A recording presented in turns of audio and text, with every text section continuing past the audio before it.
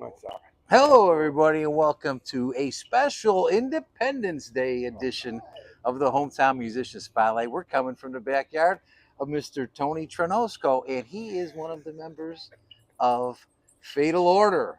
Troncozo. Yeah. Troncozo. I'm sorry. That's all right. Good. Gosh, You're good, Paul. Troncozo. And we have Mike Troncozo here in the middle, the drummer, and to my right, my high school classmate Bob Ochwat, who plays a mean lead guitar. But so you guys, Hegwish guys, a couple of you Hegwish guys. Where were you born? Where'd you grow up, Tony?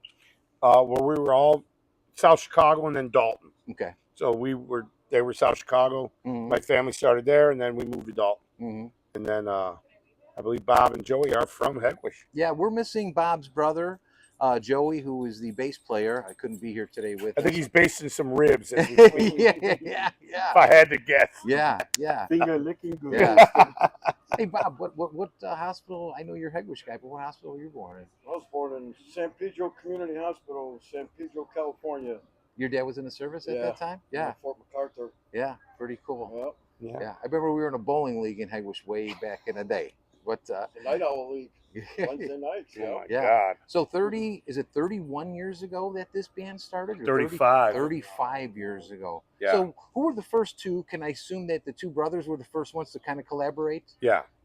What was your first instrument, guys? Was it always the drums, Mike? Always drums. Yeah. Well, Mike was the bonophone. Mine was the guitar. Okay. And then you could edit that out if you want. Anyways, no, Mike's the drummer. I'm the guitar player. But we had a band called Assault in the 80s. Mm-hmm.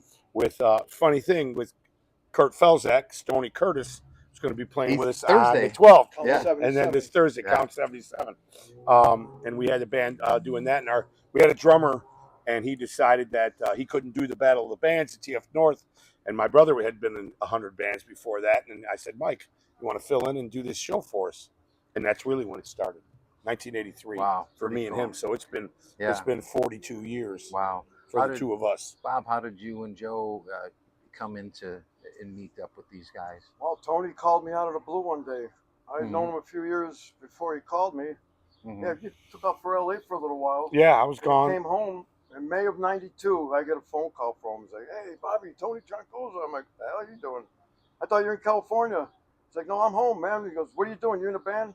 I go, "No." I go, "When, where, who, what time?" Yeah. And that was it, man. Yeah, that was how it started. And then we had a different bass player then, Chuck Comans. Mm-hmm. Chuck left in 93 and joined a band called Counterattack, local band. Okay. Guys, they had their little moment in the sun. Great guys, great band. Mm-hmm. And then Joe joined. Yeah. So in 93. It's been the same guys pretty much ever since. So, I've seen you guys a couple of times at JJ Kelly. I like the way you start your set. You're always looking for that song that's going to come grab you. But so what goes into your first song of the set? Is that something you guys think about, or does it change often, or no? Changes a lot. Yeah. Just whatever we've been fooling around with the rehearsal. Yeah. I'll go, hey, why don't we open with this, or why don't we open with one of ours? Yeah. Okay, cool, we do that. Or it's been changing a lot. Hey, let's open with this one here. It's high energy. Let's get them right from the jump, you know? You guys never cease to amaze me, because the one day you came out and played Chinatown by Thin Lizzy was like, wow, who plays that Saturday too? Yeah. Who plays Chinatown? Yeah, who plays that Thin song? Lizzy Lizzy don't even play Chinatown. Yeah, right? Yep. So you mentioned recording. How many albums? Well, there's 2 cassettes. Okay. Love cassettes. I still have a cassette player. And then Bedtime Stories. That's right. And then the first full-length CD was Branded for Life in 99.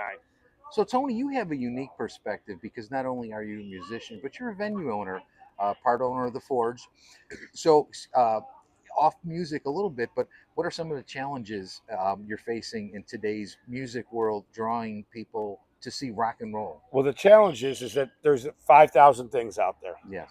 And nothing against the kids now, they're great, but the attention span is small. Mm-hmm. For somebody to like a whole record by a band is not what it was when we were young. Yeah. We were young. We waited for that album to come out. We read the liner notes. We did the whole thing. Like, we were all into that. Every song. If there was 10 songs in the record, we liked 9 of them. Yes. Now it's a song. Mm-hmm. And then, okay, maybe I like that song, maybe I don't. Yeah. That's the big difference. That's the challenge now, is getting somebody to come see a band from England or from America that maybe has one or two hits, and the kids maybe they don't know or whatever. Yeah. But it's just hard to do that. And the simple fact that the people that we play music for, Mm-hmm. that maybe our age group or so, Yes. don't come out as much as they used You to. have led me right into what I was thinking. I was going to kind of not ask you what the state of rock and roll is, not put it that way, but I was going to ask you the faces that you see in your audience now. Obviously, the baby boomers like us, the Gen Xers like you are still going out there. But do you see the fans coming up the ranks, or Here's the thing, and this is a fact. We are the 21 to 31-year-old kids that come out. I Mhm. still call them kids because Yes. of my age. They come out 30% less, and they drink 35% less. And as a bar owner, Yes.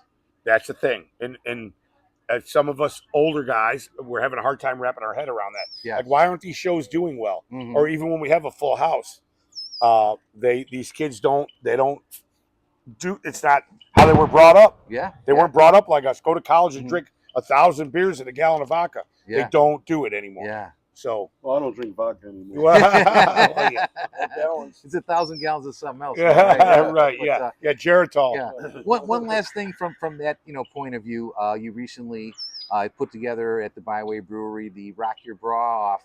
Tell us a little bit about that. What's your inspiration for doing Well, these things? Joanne Adams started that about 15 or 16 years ago. I had no clue. Yeah, Jack's sister started that. It started at Bookies over there in Dyer. Oh. That was the first one, and then she's moved it around. It's been at Mhm. Growlers. It's been at Catch 22. It's been at all kind of places. But she's the one that hired me. Yeah. I don't really put it together. Yeah. I just came and did the sound for her. Gotcha. It's a great thing. Breast cancer awareness.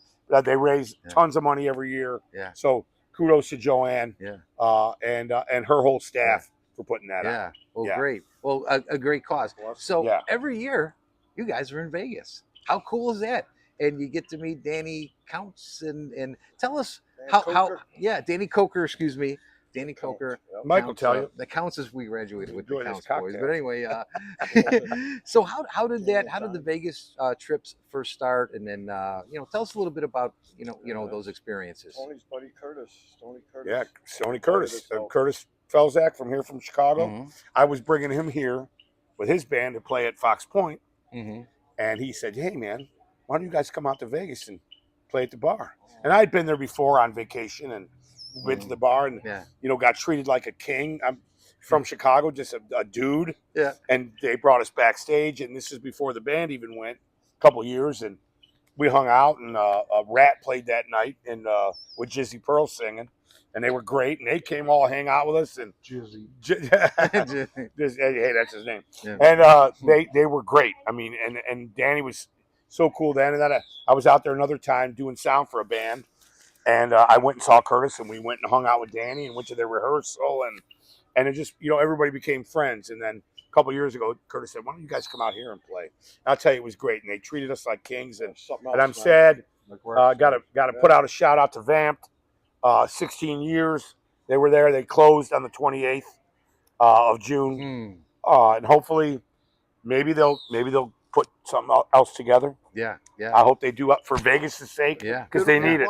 That scene. It's That gonna scene. be different if somebody else runs it. It might not be No, the I'm same. saying Hopefully I'm it's hoping that Danny finds another place. Yeah. And puts a stamp on it and goes from because there. they need that management. Yeah. Because they treated us like. So that's how it came about, Yeah. just through Curtis. Yeah. And he's been our friend for 100 years, and You'll meet him next. Yeah. Thursday. So and you'll see him next. You'll see him 8 days next from now. If you're going to go to Austin, Yes. then you'll meet him there, I'll and see then Stoney on you'll Thursday. see him on Yes. at Fox Point. Yeah, 8 Right. days from Absolutely. now, Danny Koker and your band and 3 other bands And Pat Travers, Yep. are going to The have legendary- a real blowout. the So legendary Pat tell Travers. us a little bit about this event at Fox Point in Lansing. Woo. That's how it's Wow. going to start. Saw Fox some fingers. Fox Point, they planned that. They Planned it. whenever I I saw mentioned some No, we fingers decided flying to. We have a cruise night in town that night. Okay. I said to the rest of the staff, I said, "Why don't we do a bike show as well? Yeah. We'll put them all right there." And I go, "Why don't we get a national act?" And originally we had Jackal, and they had a conflicting thing with their agent, Chainsaw so was broke. they weren't able to do it. Sorry. No, just kidding. They weren't able to do it, and and I contacted a friend, and we were able to get Pat Travers out here, plus Count 77, and Fatal Order, Grindstone, local band that plays great 70s music, and Kickin' Jimmy, Randy Barron, longtime friend. Yes. You know. Did you do an interview with Grindstone? Yeah, Grindstone was my 4th interview. Right. Great guys. Nice, Love them yeah. guys. Oh, yeah. So that's how that came about, and that's going to be July 12th. So come out to see that. July 12th. Fox Point, $20 $20 to get in. Register your bike, $20 get you a registration. We're gonna have prizes for best bike, custom bike, and stock bike. To register, I'm sorry. It's best if you call ahead and go to the website foxpoint.org. You can register your bike. You can buy tickets there, and all that. So we'll be ready to go. See everybody there. Yeah. So one of the things too. Sometimes plans aren't definite, but what do you see for the future for Fatal Order? Getting fatter and getting older. That's right. We're gonna embark. We are embarking on the Bad Back and Low Sack Tour, 2025. Want everybody get your T-shirts now? Everybody, we're going out on the road, and Beast is gonna help us out here, and some other friends. We're gonna hopefully carry our shit. Yeah. And Psycho Mike will be out there with us, That's right. carrying our stuff, and we're gonna show up and play. Yeah. So you know what? I drink some booze and Well, hey, that sounds like a plan. Have a good time. That's all we can do at this point. August 2nd will be at JMO's in Mokina. All right. And August 24th at the Hobart Theater with Hairbangers Ball. October. My bad. October at the Hobart Theater with Hairbangers Ball. September 13th at JJ Kelly's. Summer Madness. For Summer Madness. And End of October Summer Madness. 25th at Tony D's in Elmwood Park. Yeah. Good job, Bob. Yeah. So it's like a tour. Yeah, hell yeah. That's a plan. It's a Bad Back and Low Sack tour. Our sacks are going to be a lot lower after those gigs. If we make it that far. Yeah. So I got a couple of fun questions I always like to ask, and but anyway, if there was any one venue in the world that you've ever wished you could be up there, so the Aragon. You like the Aragon? Oh yeah, the Brawl Room. Yeah, I like that. That would be the Jump place. off the stage, step on somebody's neck. That would be cool. Yeah. Okay. Because we used to Mike, live through days like that. What do you want to How about play? you, Mike? What would be your? I guess number one would be the Aragon. Okay. Very cool. Hometown. How Tell about somebody? Yeah. How about you, Tony? You know, I mean, to be honest, I'd probably like to play one of the cool theaters, like the Rialto, or we've done a few of these things. Played Holiday Star before it closed. Yeah. That was cool. That was really cool. But one of them cool theaters like that, Yeah. an old timey theater. Bring the rock to them, scare the shit out of the ghosts, that kind of stuff. All right, and then the last one, also a fun question: if you could trade places with another musician for a whole weekend, not just a performance, for a whole weekend, just be that person, past or present. Is there any person that you? Scott Travis. There you go. I'd love to play with Priest. Okay. Even if it was for one song. Okay. Cool. Awesome. Tipton. Glenn Glenn Tipton. Tipton. Yeah. You guys are like a match made in hell. That's right. Me and Mike, the new Judas Priest. Phil Lynott, Thin Lizzy. There you go. Phil, my favorite.